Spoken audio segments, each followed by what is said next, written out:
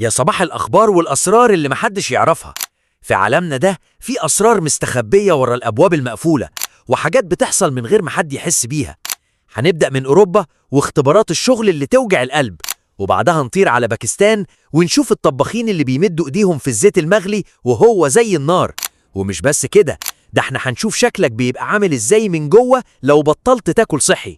وفي الآخر هوريك تحدي قوة في الشارع خلى بتوع الجيم يرجعوا بيوتهم مكسوفين. ركز في كل دقيقة عشان اللي هتشوفه مش هيتكرر تاني، ويلا بينا. تعال بقى اوريك المطاعم اللي في شوارع باكستان واللي بجد هتوديك في داهية. المطاعم هناك بتعمل الأكل بطريقة غريبة لدرجة إنهم بيستخدموا زيت لونه أسود وعامل زي زيت المواتير اللي عندنا هنا في مصر. لا، والأغرب من كده كمان إنهم بيمدوا إيديهم جوه الزيت وهو بيغلي وكأنهم بيحطوها في مية باردة. والحقيقة المرعبة ورا لون الزيت ده إنه مش زيت مواتير بجد، ده زيت أكل عادي بس بيتغلي ويتساب لشهور من غير ما يتغير، ومع الوقت والحرارة بيتحرق ويتحول للون الغامق ده عشان يوفروا في التكاليف. وده طبعا بيدي للأكل طعم الشارع اللي هم متعودين عليه. يعني من الآخر كده، الزيت ده لو حطيته في عربيتك هتمشي عادي، ولو كلت منه معدتك هتعمل عمرة موتور كاملة. سيبك بقى من زيت المواتير وتعال نشوف إزاي هتحافظ على نفسك. من أكتر الحاجات اللي بتفكر فيها الناس دلوقتي هي ازاي تخس. يعني هتروح الجيم ولا هتروح للدكتور؟ وبصراحة يا سيدي الاتنين ينفعوا. يعني لو رحت الجيم هتخس أكيد، ولو رحت عند الدكتور برضه هتخس. واللي هتصدمك بقى إن الموضوع كله بيتلخص في حاجة اسمها كالوريك ديفيسيت. العلماء بيقولوا إن الدايت هو اللي بيعمل 70% من النتيجة، لأنك ببساطة ممكن تضيع مجهود ساعة جري في الجيم بسندوتش واحد تاكله في دقيقتين. السر كله مش في إنك تحرم نفسك، السر في إنك تختار الأكل اللي بيشغل حرق جسمك صح. لأنك لو فضلت تتمرن من غير نظام غذائي كأنك بتملأ قربة مخرومة، مهما عملت مجهود مش هتبان النتيجة. سيبك بقى من التخسيس وتعال نروح نلعب حديد. تعال بقى أوريك أشهر وأصعب التحديات اللي ممكن تقابلها في شوارع أوروبا، واللي بجد مفيش حد بيعرف يفك شفرتها حتى لو كان عنده عضلات. والسر اللي ما يعرفوش أغلب الناس إن اللعبة دي بتعتمد على حاجة اسمها جريب سترينث، وبالتحديد بيستخدموا بار اسمه رولينج ثاندر. الفرق هنا إن الإيد اللي بتمسك منها بتلف حول نفسها، فبتلغي ميزة عضلات دراعك الكبيرة وتخلي الحمل كله على صوابعك بس. وعشان كده ممكن بطل كمال أجسام يفشل فيها، وشخص عادي قبضة إيده حديد يرفعها بكل سهولة. سيبك بقى من قوة الإيد وتعال نشوف السنان اللي بتسوس. من أكتر الحاجات اللي بتوجع الإنسان هي السنان، ولو عندك مشكلة هتبقى عامل زي المجنون، وأكيد كلكم عارفين. والتسوس يا سيدي اللي انت شايفه قدامك ده بيكون عبارة عن بكتيريا، ودي أهم حاجة بتعمل تسوس. واللي بيحصل بالظبط إن البكتيريا دي لما بتاكل بقايا السكريات اللي في أسنانك بتطلع أحماض قوية، والأحماض دي بتعمل عملية اسمها ديمينراليزيشن، يعني بتدوب طبقة المينا وبتسحب منها المعادن. وبمرور الوقت المينا بتضعف وتتكسر وتعمل الحفرة اللي بنسميها تسوس. والسر كله في حموضة البق اللي لو زادت سنانك بتدوب حرفياً. سيبك بقى من وجع السنان وتعال نشوف الناس اللي بتمشي على الإزاز. تعال بقى أوريك الأسلوب الجديد في التعيينات. تخيل إنك عشان تشتغل لازم تمشي على الإزاز. أيوة يا سيدي، ده اختبار بتعمله واحدة من الشركات في أوروبا علشان يشوفوا الموظف عنده قوة تحمل ولا لأ. والهدف من الحركة دي هو قياس الثبات الانفعالي والقدرة على مواجهة المخاوف. الشركات دي بتعتقد إن الموظف اللي يقدر يسيطر على عقله ويمشي فوق الإزاز من غير ما يترعش هو شخص هيقدر يواجه أزمات الشغل الصعبة ببرود أعصاب ومن غير ما ينهار تحت الضغط.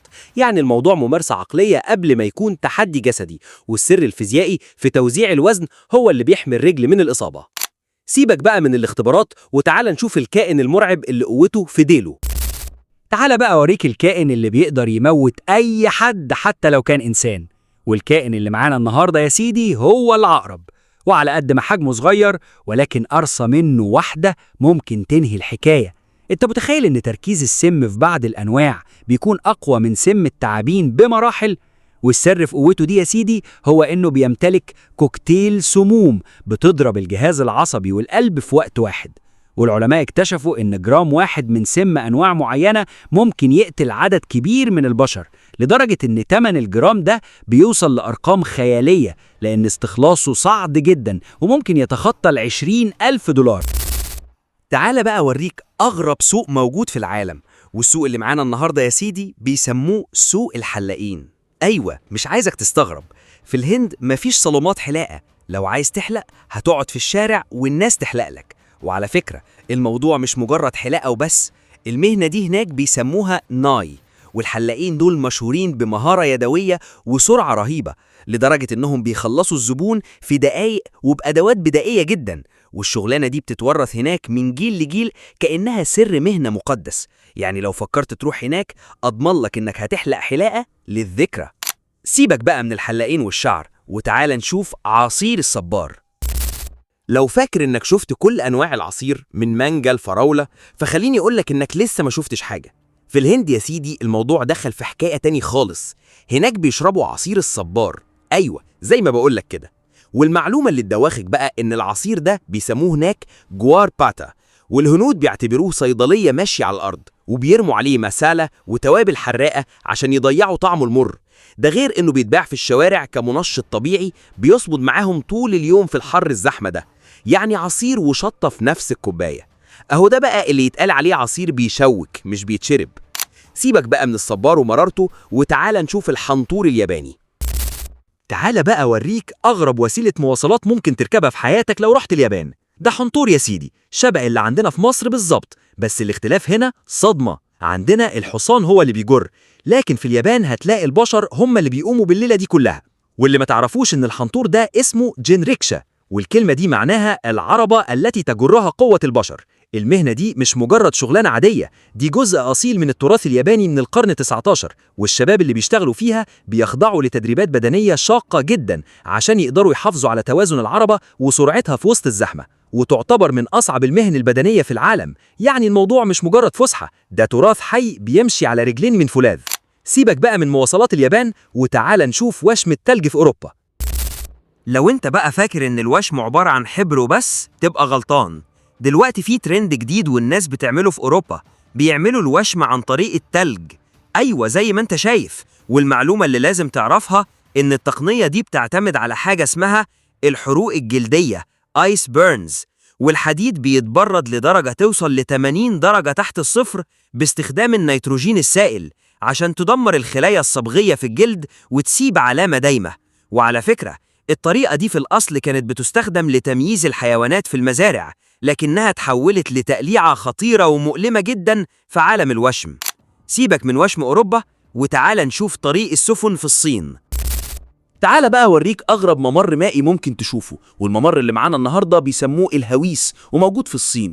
والهويس اللي انت شايفه قدامك ده يا سيدي عبارة عن حوض كبير بيشيل سفن كتير وتكون أوزانها ضخمة، وبتدخل السفن جواه عشان ينقلها من مستوى مية لمستوى تاني خالص. واللي لازم تعرفه إن ده جزء من سد الممرات الثلاثة، أضخم مشروع هيدروليكي في تاريخ البشرية. الهويس ده بيرفع السفن لمستوى بيوصل ل 113 متر، يعني كأن السفينة بتطلع للدور ال40 عشان تعدي الناحية التانية.